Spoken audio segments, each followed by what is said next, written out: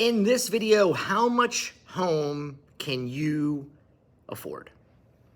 The reason why I wanted to record this video is because there are so many people giving bad information or misinformation. And I'm not saying that they're doing it intentionally, but what I mean by that is that they're saying how much home you can afford based off of how much money you earn.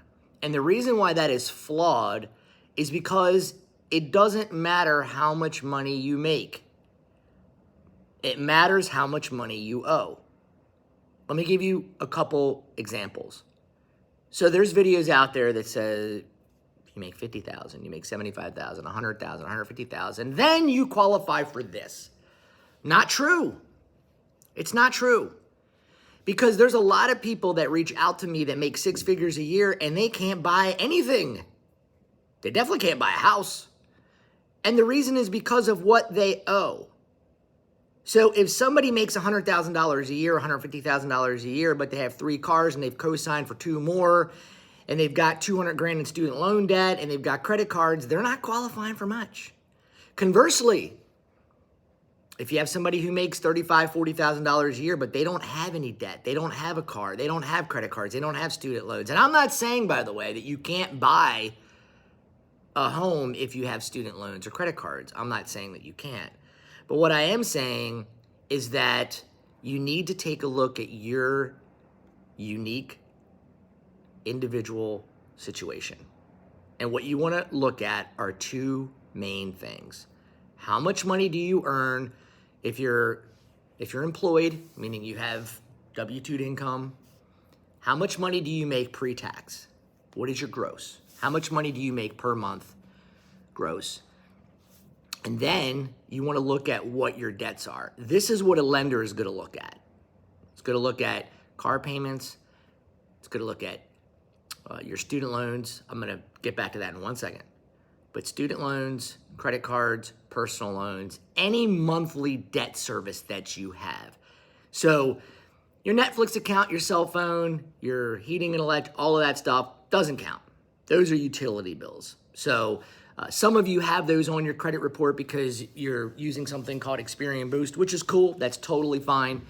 I put a link in the description for Experian Boost because that's something that, if you're not using it, can really, really help you to boost your credit score. But the point of the matter is what you're going to do is you're going to take your gross monthly income, and then you're going to take a look at everything that you owe, what your total, you're going to add up all of your monthly payments. Now, what you want to do is make sure that you're not adding up what you, let's say that you have a minimum credit card bill of $100, but you're sending them $150, $200. That's cool, but that's not how they're going to look at whatever minimum payment is showing up on the credit report, and they're going to factor that in.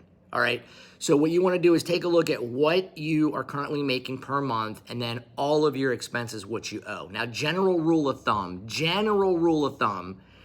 is that a lender is going to want to try to keep your debt to income ratio 50% below. So what I mean by that is that let's say you make $5,000 a month. You make $5,000 a month, but you have, so 50% of that right away is $2,500. Okay, $2,500. And then let's say you have $500 in payments. You might just be like, Carlo, man, my car payment's $500. Well, then that means that we're going to try to do a loan where we do not have a payment more than $2,000 a month. That's $50. Now, I know there's some people that are watching this and be like, well, FHA, you can go up to 57%. Yes, you can. I'm just giving you general rule of thumbs. VA loans, they don't have debt to income ratio per se. If you qualify, you qualify. Conventional loans, typically a little bit more strict, 45%. But what you're going to want to do, again, is take a look at what you owe gross and then what your minimum payments are or what your payments are. If it's in a car payment, it's not a minimum payment, it's a payment. And then you're going to add all of those up, and then you're going to subtract that from 50% of your income.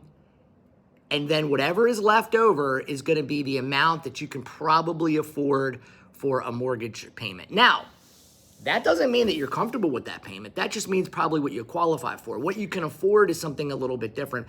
But this is going to help you a lot more than just watching some video that says based off of how much money you make, this is what you qualify for. Because how do they know how much money you owe?